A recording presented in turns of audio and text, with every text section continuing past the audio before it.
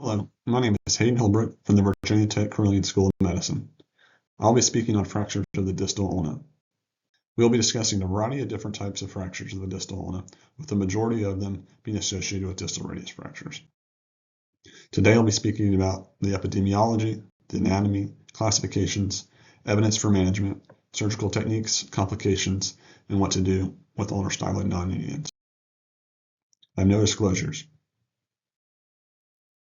About 50% of distal radius fractures are associated with an ulnar styloid fracture.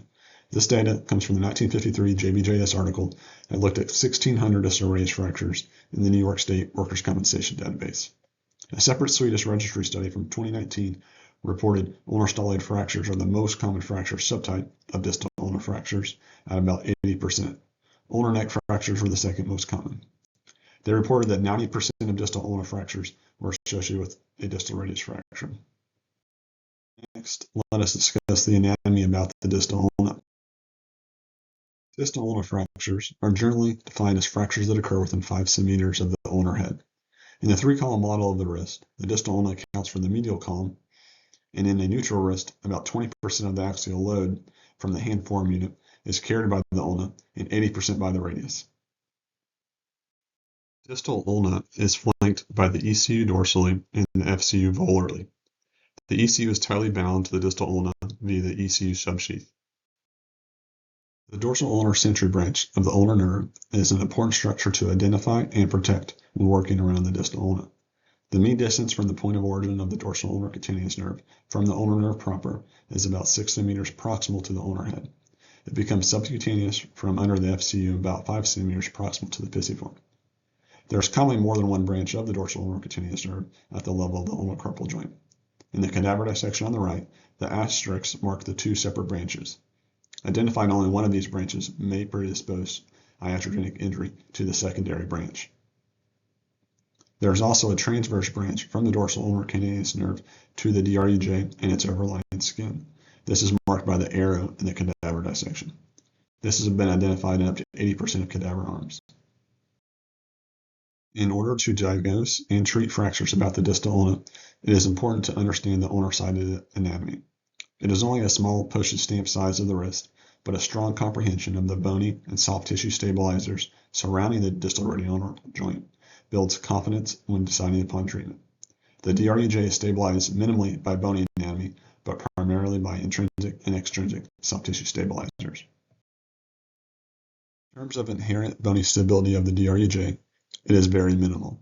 It is a highly unconstrained joint related to the mismatch of radius of curvature between the sigmoid notch of the distal radius and the ulnar head, and this is well represented in the figure on the left side.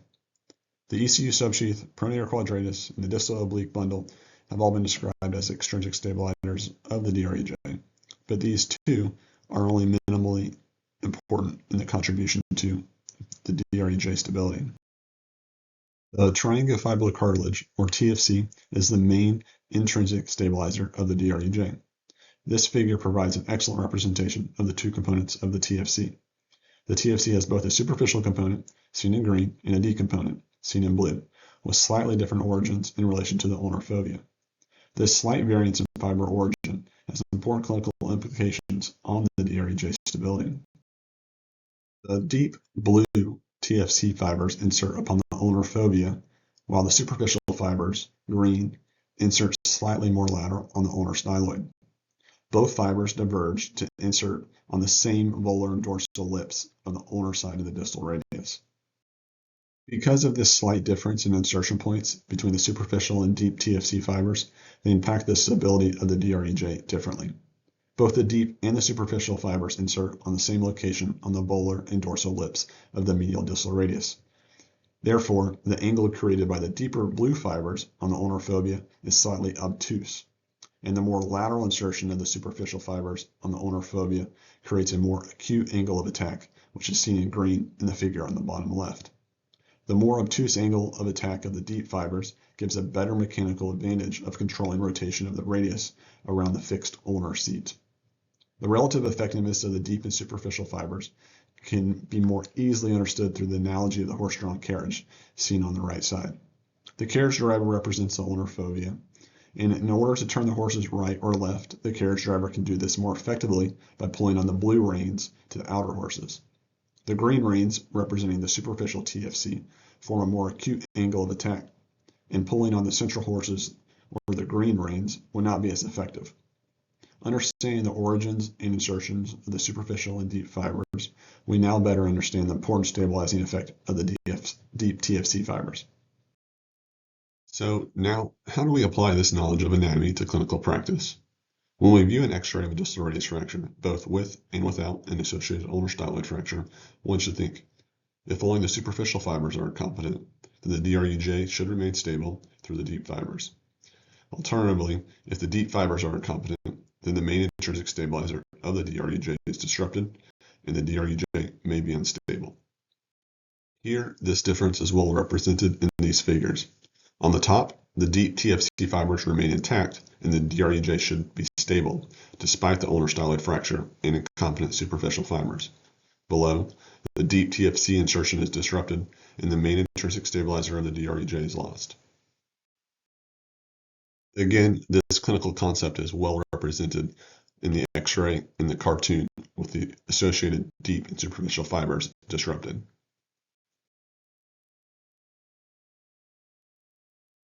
Patients, unfortunately, do not have perfect blue and green cartoons on their wrist telling us whether the superficial or deep TFC fibers are intact or injured. Clinical examination is critical for assessing the deep fibers. The examiner should assess dorsal and volar translation of the DRUJ in neutral, pronation, and supination, and compare with the contralateral wrist. This is done by stabilizing the forearm radius hand unit with one hand, followed by a volar dorsal shucking maneuver of the distal ulna with the other hand. This is done in pronation, supination, and neutral forearm rotation. Pronation, only a small portion of the ulnar head remains articulating with the sigmoid notch. A dorsally directed force on the ulna, indicated by the red arrow, effectively shifts the radius more volar. It is the deep blue volar fibers held by the ninja man preventing the radius from entirely dislocating volar to the fixed ulna. It is the opposite in supination. A volar applied force on the ulna effectively translates the radius even more dorsal. It is the dorsal deep TFC fibers that are being stressed. The ninja man is holding up on the distal radius with the deep dorsal TFC fibers from dislocating dorsally. When examining the patient in the usual manner, with the elbow flexed on the exam table or the operating hand table with the hand in the air, the stress or load on the ulna is directed towards the patient. It is a dorsal force on the ulna in pronation and a volar force on the ulna in supination. A mnemonic aid for remembering this is that in pronation, it is the palmar TFC fibers that are most important, P for pronation and P for palmar TFC. For completeness, the AO has a comprehensive classification of fractures about the distal ulna, but this is not frequently used and does not predict outcome or dictate treatment. So now let's discuss some of the evidence which helps guide us in deciding appropriate management for distal ulnar fractures. The question whether a displaced ulnar styloid fracture affects outcomes has been asked over and over in the clinical literature. Does the presence of an ulnar styloid fracture matter? Does the degree of displacement, the size of the fracture, union of the fracture matter? Does a distal ulnar metaphyseal fracture matter? We will discuss several of these articles in the coming slides, but the majority of the evidence is weighted that the ulnar styloid fracture probably does not affect outcomes. Dr. Jupiter and colleagues presented their results of patients who underwent volar lock plating of the distal radius with and without ulnar styloid fractures. They retrospectively matched 75 patients into each group and examined outcomes at 6, 12, and 24 months. They did not identify any significant differences at any time point for their outcome measures, DASH, short form 36, motion, grip, strength, and pain. In subgroup analysis, there was no difference in outcomes in patients with greater than or less than 2 millimeters of styloid displacement. In this study, they did not specifically examine patients for DRUJ instability after fixation of their distal radius fracture. Dr. Ring presented on whether union of the ulnar styloid fracture affects outcomes. They studied 36 patients who underwent volar lock plating of the distal radius fracture and non-operative management of the styloid base fracture. No patients had intraoperative instability of the DRUJ after fixation of the distal radius. 16 went on the union, while 20 failed to heal. At 6-month follow-up, there were no difference in the clinical outcomes that they assessed. A similar study to Dr. Jupiter's and Dr. Ring's previous work was repeated by a separate group in a Norwegian population published in 2022 in JBJS. They studied 280 patients who underwent fixation of distal radius fractures and compared outcomes of the patients with and without ulnar styloid fractures with 2-year follow-up. They reported no difference in functional or patient-reported outcomes at 2 years. They also demonstrated union of the ulnar styloid did not impact clinical outcomes. Continuing with the same family of research, Dr. Sammer and Chung sought to study if the degree of displacement of the styloid fracture had an impact on outcomes. They studied 144 distal radius fractures, of which 88 had an associated ulnar styloid fracture. They assessed outcomes at 1 year using the Michigan Hand Questionnaire. Again, the presence of the styloid fracture, the size of the fracture, and the degree of displacement and union did not impact the Michigan Hand Score questionnaires. This study, published in Journal of Hand Surgery in 2014, focused on a younger patient population with an average age of 48 years. They also included both operative and non-operative management of the distal radius fracture. They studied about 300 patients. 26 in the isolated distal radius fracture group underwent fixation, while 38% of the distal radius fractures with associated styloid fractures underwent distal radius fracture fixation. All ulnar styloid fractures were treated non-operatively. The authors did not describe what method of fixation was utilized when they treated the distal radius fracture operatively. Patient-related wrist evaluation scores were obtained at 3, 6, and 12-month follow-up. Their results demonstrated improvement in patient-related wrist evaluation scores at each time point. On the left, patients with associated ulnar styloid fractures seen in blue had statistically more pain at all time points, but not clinically different.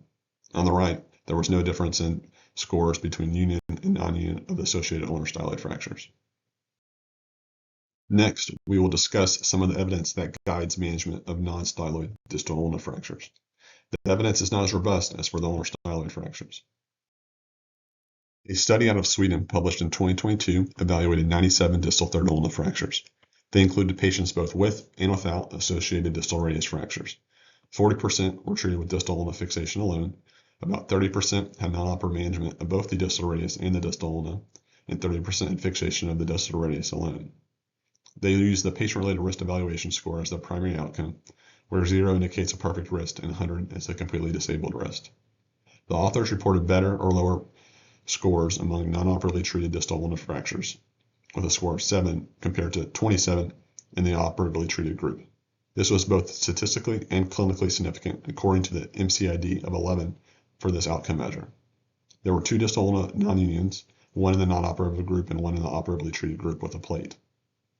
This study was limited by its retrospective design and not knowing what indications surgeons used to decide upon fixation of the distal ulna, or to not use fixation of the distal ulna.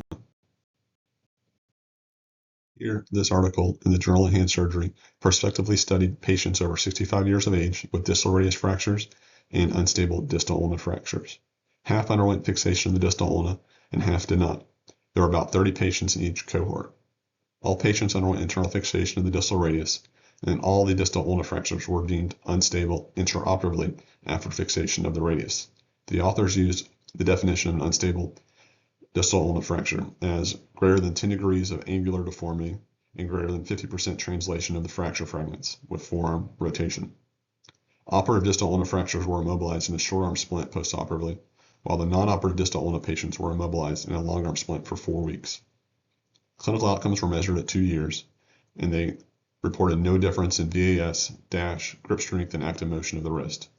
There were no ulnar non-unions in either group.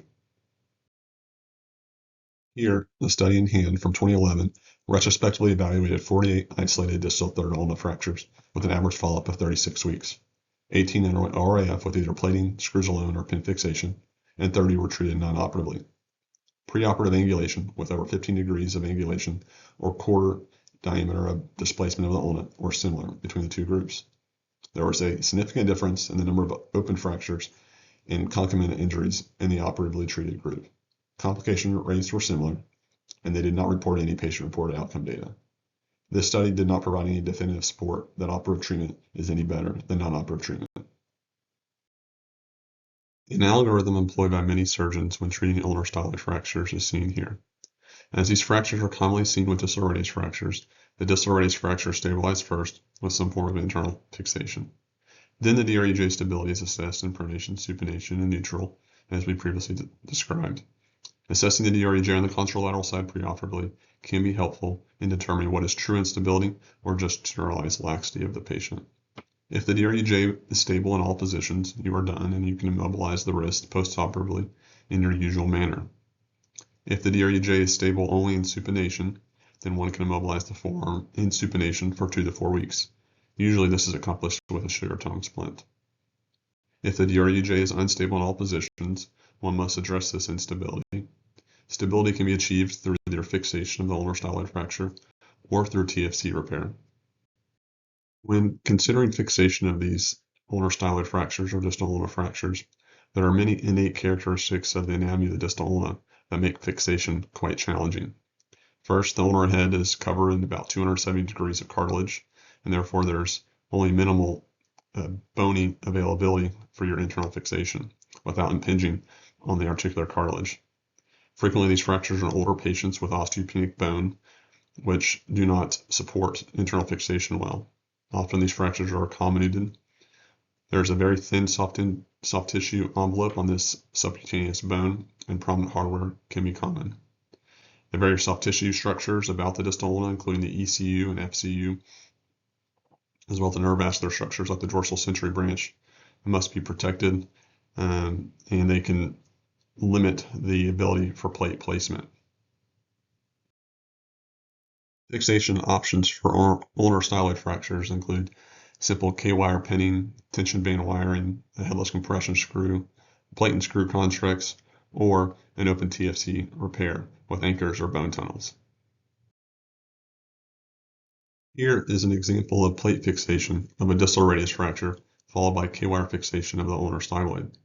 K-wire placement can be performed percutaneously, but often you may utilize a small approach to the styloid for direct reduction of the fracture, as well as to avoid iatrogenic injury to dorsal ulnar cutaneous branch.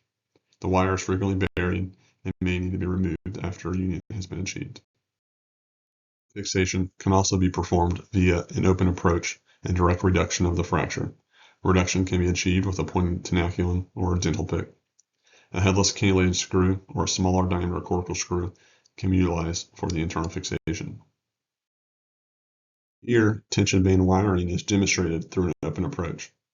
K-wire stabilization is used for reduction of the styloid, followed by figure-8 wiring through a bone tunnel in the ulna. This is then tensioned with your needle driver to achieve more stable reduction. Lastly, TFC foveal repair can be performed according to the surgeon's preferred technique, whether through the use of foveal anchors or bone tunnels in the distal ulna. Here is a separate general algorithm for fixation of the non-styloid ulnar metaphyseal fractures. First, the distal radius fracture is stabilized. Then the remaining distal ulna is assessed for stability. One reported definition for ulnar instability reported in the literature is greater than 10 degrees of fracture angulation or greater than 50% translation of the ulnar fracture. If deemed stable by the treating surgeon, immobilization of the distal ulnar fracture is performed. Immobilization can either include a sugar tongue splint to immobilize forearm rotation or simply a short arm splint. If deemed unstable and the risks for internal fixation of the ulna are acceptable, then the internal fixation of the distal ulnar fracture can be performed. Here are a few examples of plate and screw fixation of distal ulnar fractures. Today, there are numerous pre-contoured anatomic distal ulna plates designed by the various orthopedic manufacturers. Alternatively, a long intramedullary K-wire can be placed through a limited open approach to minimize soft tissue stripping about the fracture site and to limit hardware prominence and complication. They are typically left buried and then removed after union is achieved. Various hardware-related and unrelated complications can occur when one elects for internal fixation of these fractures. Failure can occur due to pull-out of unicortical screws in the osteopenic bone within the ulnar head. The hardware is frequently very prominent along the subcutaneous border of the wrist on the ulnar side. Styloid non-union and styloid escape around internal fixation can also occur. Ulnar sensory neuritis can be an issue even if all the branches of the dorsal ulnar cutaneous branch are identified and protected during the open approach. Hardware impingement with the DREJ articular surface or with the overlying ECU tendon can also be seen. Persistent ulnar side of wrist pain after distal radius fractures is extremely common. It is both troublesome for the patient as well as for the treating surgeon. Him and colleagues reported on the natural history of ulnar side of wrist pain after distal radius fractures. They followed 140 patients treated with open reduction and internal fixation of distal radius fractures. All but 10 of these patients were treated with a volar locked plate, and 53% of the patients had an associated ulnar styloid fracture. None of the patients underwent fixation of any ulnar side injuries. They evaluated patients for ulnar side of wrist pain at 3, 6, and 12 months. 16% of the patients had ulnar side of wrist pain at 3 months, 8% at 6 months, and 2%, 3 of the initial 140 patients, had ulnar side of wrist pain at 1 year. Of the 3 patients who had ulnar side pain at 1 year, all the patients refused further assessment or treatment as the pain was not severe enough. At 3 months, they ran multiple statistical analyses and logistic regressions to identify any associated variables with the ulnar side of wrist pain. They did not identify any statistical difference between those with and without ulnar styloid wrist pain. They did, however, note a statistical difference in patient-reported wrist evaluation scores. However, this did not meet minimally clinically important difference. They did not identify a difference in those with and without ulnar styloid fractures with ulnar side of wrist pain. So, for the small percentage of patients with persistent ulnar side of wrist pain at 1 year, a thorough history and physical exam is important to truly understand reasons for the underlying pain. Is the pain related to a styloid non-union? Is there instability at the DREJ? Is there an untreated TFC tear? Or is there post-traumatic arthrosis at the DREJ? All these things must be considered. If the styloid non-union is deemed the etiology for recalcitrant ulnar side of wrist pain, one can consider either debridement of the non-union and internal fixation. However, more commonly, one could perform a styloid excision and TFC repair to the ulnar fovea if the DREJ is indeed unstable. This is seen here with excision of a symptomatic ulnar styloid non-union, followed by TFC repair with a radiopaque anchor at the site of the ulnar fovea. Outcomes of this technique is limited, but one of the best studies on this technique was reported by Dr. Roosh in the Journal of Hand Surgery in 2010. He presented his experience of treating symptomatic ulnar styloid non-unions in 8 patients. The average time from injury to surgery was 52 months, or about 4 years, and 6 of these 8 patients had an associated distal radius fracture at the time of injury. 1 patient did have preoperative DREJ instability. An MRI was performed preoperatively in all patients, and 5 of the 8 demonstrated a peripheral TFC tear. Arthroscopy was performed at the time of surgery, and a peripheral TFC tear was demonstrated in all patients. They subsequently underwent fragment excision of the styloid non-union and arthroscopic assisted peripheral TFC repair to the capsule. The average final follow-up was 23 months, and outcomes demonstrated statistically significant improvement in both DASH scores and via AS scores. In conclusion, the evidence supports non-operative management of most ulnar styloid fractures. Assess for DREJ instability intraoperatively after fixation of each and every distal radius fracture. If pursuing operative management, protect the dorsal ulnar century branch and minimize placement of symptomatic hardware. Counsel patients early that ulnar side of wrist pain is common after distal radius fractures and that it frequently resolves. Thank you for listening and hope you learned something from this discussion.